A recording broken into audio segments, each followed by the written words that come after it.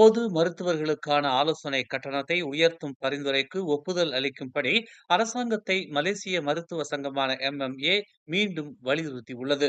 மருத்துவர்களின் ஆலோசனை கட்டணம் 30 ஆண்டுகளுக்கும் மேலாக உயர்த்தப்படாமல் உள்ளது.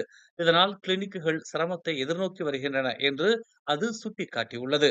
MMA சங்கமும் இதர மருத்துவர் சங்கங்களும் கடந்த மே மாதம் 6ஆம் தேதி அமைதி பேரணி நடத்தி பிரதமர் துறையிடம் கூட்டு மகஜர் ஒன்றை சமர்ப்பித்துள்ளனர். கட்டாய மருந்து விலை பட்டியலை காட்சிக்கு வைக்கும் சட்டத்தை அமலாக்கம் செய்வதற்கு முன்பு மருத்துவர் ஆலோசனை கட்டணத்தை அரசாங்கம் மறு ஆய்வு செய்ய வேண்டும் என்று அந்த மகஜர் வலியுறுத்தியுள்ளது. மேலும் செய்திகளை தெரிந்து கொள்ள தமிழ் மலர் நாளிதழை பாருங்கள். உடனுக்குடன் செய்திகளை தெரிந்து கொள்ள தமிழ் மலர் இணையதளம், தமிழ் மலர் செயலி மற்றும் மலர் டிவி யூடியூப் சேனலை வலம் வாருங்கள்.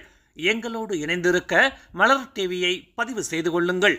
உறவுகள் மகிழ்ந்திட விருப்பம் மற்றும் பகிர்வு சேவையை சொடுக்கிடுங்கள்.